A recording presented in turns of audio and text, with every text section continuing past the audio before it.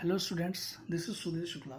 Today I will let you know about the one of the type of radar, that is continuous wave radar. Got it? Continuous wave radar, और simply it is called CW radar, जिसको हम simple language बोलते हैं CW radar. ठीक है, continuous wave radar.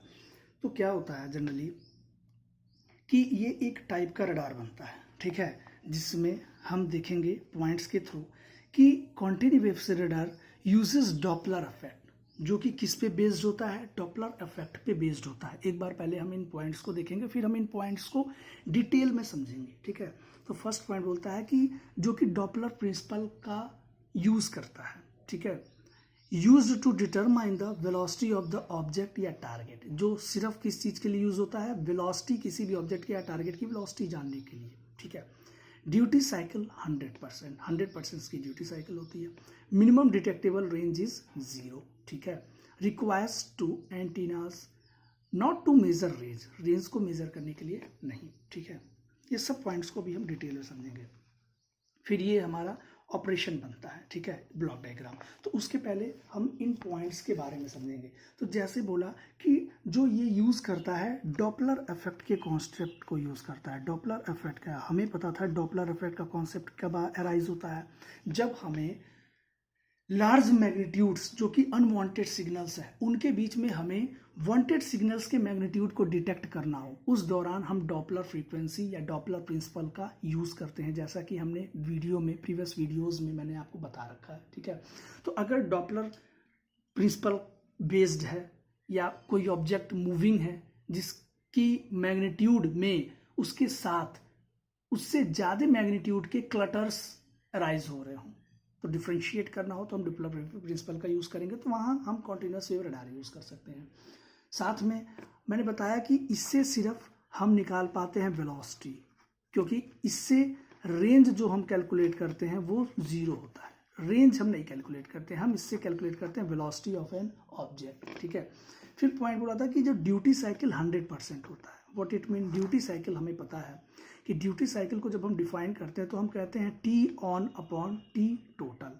ये हमें पता है. ठीक है, T on upon T total को जब हम ग्राफिकली समझते हैं तो लेट सपोज अगर कोई सिग्नल ऐसे है, ऐसे कोई हमारी पल्स बनी हुई है. ठीक है, तो अगर हम टोटल समय देखें, अगर लेट सपोज ये हमारा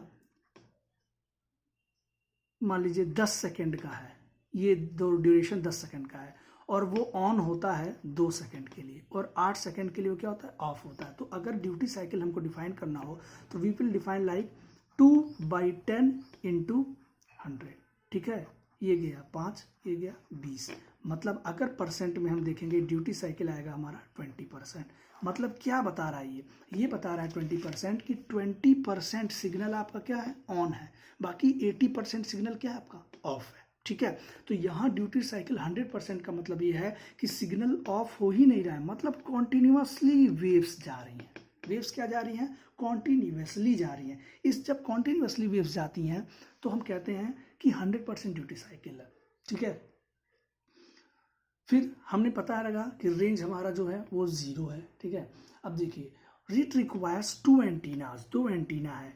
2 एंटीना की जब रिक्वायरमेंट पड़ती है, मैंने बताया था कि जब रडार में आप 2 एंटीना यूज करते हैं, 2 एंटीनास को यूज करते हैं, उस दौरान रडार आपका बन जाता है बाईस्टैटिक. कौन सा बन जाता है, बाईस्टैटिक. तो बाईस्टैटिक का एक बेस्ट एग्जांपल आपका बनता है, that is continuous wave radar. ठीक है, बाईस्टैटिक रडार केस का सबसे बेस्ट एग्जांपल बनता है कॉन्टिन्यूस वेव रडार. ठीक है, जैसा कि हम ब्लॉक डायग्राम में देख पा रहे हैं. यहाँ ब्लॉक डायग्राम में आप देखिए 2 एंटीना सेपरेटली यूज किए गए हैं, और यही कारण बनता है कि हम कॉन्टिन्यूसली वेव्स को ट्रांसमिट कर पाते हैं, और उसकी वजह से ड्यूटी साइकिल 100% आता है. क्योंकि जो ये पल्सेस का ऑफ होना होता है, यही पल्सेस का ऑफ होना मतलब रिसीवर सेक्शन का ऑन होना, जैसे कि हम अपने पल्स रिपीटेशन फ्रीक्वेंसी वाले वीडियो लेक्चर में समझ पाए थे. उस दौरान ही आपका इको सिग्नल रिसीव होता है, जिस दौरान आपका ट्रांसमीटर सेक्शन ऑफ होता है. मतलब जिस दौर में, जिस ड्यूरेशन में, जिस समय में ट्रांसमीटर आपका ऑफ है, और ये ऑन ऑफ कौन करता है? डुप्लेक्सर करता है। जी हाँ, डुप्लेक्सर करता है। तो जिस दौरान ये आपका ऑफ है ट्रांसमीटर सेक्शन, उसी दौरान इको सिग्नल्स क्या होते हैं? रिसीव होते हैं। ठीक है, तो ये केस कब हम लेते हैं? पल्सेस का केस कब हम लेते हैं? जब हम single antenna, common antenna use करते हैं। लेकिन अगर आप सेपरेट एंटीनाज यूज कर रहे हैं तो एक से आप कॉन्टिन्यूसली सिग्नल्स का ट्रांसमिशन कर सकते हैं और एक से आप कॉन्टिन्यूसली सिग्नल्स का रिसीविंग सिग्नल्स को हम रिसीव कर सकते हैं। बात क्लियर है? तो यहाँ पे देखेंगे कि यहाँ पे CW ऑसिलेटर लगा हुआ है, कॉन्टिन्यूस वेव ऑसिलेटर। ये क्या करता है बेसिकली? ये बेसिकली हम सिग्नल को ट्रांसमिट कर देते हैं इस पोर्शन से, कॉन्टिन्यूसली वेव्स जनरेट करके सिग्नल ट्रांसमिट हो जाता है। फिर वही वेव्स यहाँ पे आपके रिसीवर सेक्शन में आते हैं। तो ये वेव्स जब ट्रांसमिट होते हैं तो यहाँ रिसीवर में क्या होता है? क्यों? क्योंकि हमें जैसे पढ़ रखा है कि रडार की प्रिंसिपल्स में कि हम बेसिकली सिग्नल का कंपैरिजन करते हैं। किस सिग्नल का? जो ट्रांसमिटेड हुआ सिग्नल होता है उसका जो रिसीव्ड सिग्नल है उसके साथ। ठीक है, ट्रांसमिटेड सिग्नल का हम इको सिग्नल के साथ कंपैरिजन करते हैं और उस बिहाफ पे हम रेंज वगैरह सारे पैरामीटर्स कैलकुलेट करते हैं। तो वही एक पार्ट यहाँ पे दिया जाता है, मिक्सर में दिया जाता है। जैसे पता था मिक्सर लोकल ऑसिलेटर की सहायता से उस रेंज ऑफ फ्रीक्वेंसी को इंटरमीडिएट फ्रीक्वेंसीज में, जी हाँ, वो सारे सेम कॉन्सेप्ट, सेम फैक्ट्स। फिर यहाँ पे एम्पलीफायर, उसको एम्पलीफाई किया।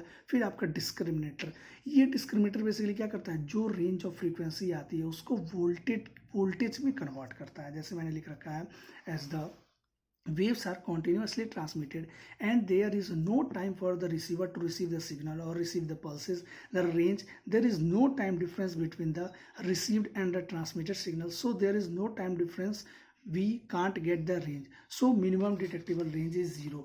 क्योंकि यहाँ पे जो हमारा डिफरेंस है वो 0 हो जाता है, इसकी वजह से हम रेंज नहीं निकाल पाते हैं। और रेंज के दौरान हमने ये डिस्कस किया था कि जो आपका होता है रेंज का कैलकुलेशन, वो कैसे होता है? ट्रांसमिटेड सिग्नल को हमें कहीं ना कहीं कंपैरिजन करना पड़ता है। फिर मिक्सर जो था, the output of amplifier is given to the discriminator, here this discriminator act as a frequency to voltage converter. जो आपका यहाँ डिस्क्रिमिनेटर यूज हुआ है, डिस्क्रिमिनेटर, वो डिस्क्रिमिनेटर बेसिकली क्या करता है? फ्रीक्वेंसी टू वोल्टेज कन्वर्टर कहते हैं उसको, फ्रीक्वेंसी टू वोल्टेज कन्वर्टर करता है। फ्रीक्वेंसी को क्या करता है? वोल्टेज में कन्वर्ट कर देता है। और which is then indicated by that indicator. Okay, when we are not interested in knowing the distance, only need of velocity, we use continuous wave radar. ठीक है, तो हम क्या यूज कर सकते हैं? कॉन्टिन्यूस। जब हम रेंज से हमें मतलब सिर्फ वेलोसिटी जानना हो तो हम क्या करते हैं?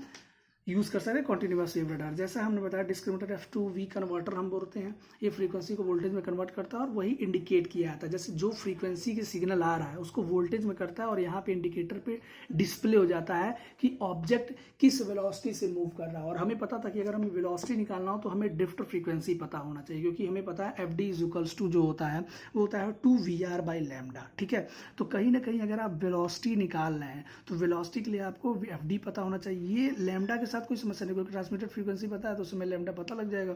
तो उससे हम यहाँ FD इस रिलेशनशिप से निकाल पाएंगे, FD इक्वल्स टू 2VR/λ। ठीक है, VR इक्वल्स हो जाएगा FD इंटू λ/2। ये FD क्या है? आपकी डॉपलर फ्रीक्वेंसी, ये आपकी क्या है? रेडियल वेलोसिटी या रिस्पेक्टिव वेलोसिटी, जो कि वेलोसिटी बता रही है उस ऑब्जेक्ट से। तो हम कॉन्टिन्यूअस वेव रडार्स को वहाँ यूज़ करेंगे जहाँ पे हमें रेंज से कोई मतलब नहीं हो, हमें सिर्फ क्या पता करना हो? वेलोसिटी पता करना हो कि वो ऑब्जेक्ट किस वेलोसिटी से मूव कर रहा है। और वही मैंने यहाँ इस पॉइंट में बताया था कि it uses to determine the velocity of the object और टारगेट। और रेंज यहाँ पे क्या है? 0। रेंज 0 होता है और वेलोसिटी और टारगेट जो होता है उससे हम पता कर पाते हैं कि क्या होगा हमारा, ठीक है, वेलोसिटी ऑफ एन ऑब्जेक्ट। तो ये था कॉन्टिन्यूअस वेव रडार, ठीक है, या डॉपलर रडार जिसको हम बोलते हैं। तो डॉपलर प्रिंसिपल पे वर्क करता है। ठीक है, तो ऐसी जगह जहाँ पे हमें सिर्फ वेलोसिटी निकालनी हो किसी ऑब्जेक्ट की, ना कि हमें रेंज पता करना हो। बहुत ऐसे केसेस होते हैं, बहुत सारे वाले एप्लीकेशंस होते हैं जहाँ हमें ये नहीं पता करना कि ऑब्जेक्ट कितने डिस्टेंस पे है, बस हमें वेलोसिटी पता करनी है। जैसे मान लीजिए ये हवा है, कितनी तेज़ी से घूम रही है, तो ये हमें नहीं पता कि हवा कहाँ से आ रही है, कितनी दूरी पे है हवा से हमें ये मतलब नहीं है, हमें बस उसकी वेलोसिटी पता करनी है कि विंड की स्पीड क्या है। तो उसके लिए हम कॉन्टिन्यूअस वेव रडार यूज़ कर सकते हैं, कॉन्टिन्यूअस वेव रडार यूज़ करेंगे, हमें विंड की स्पीड पता लग जाएगी।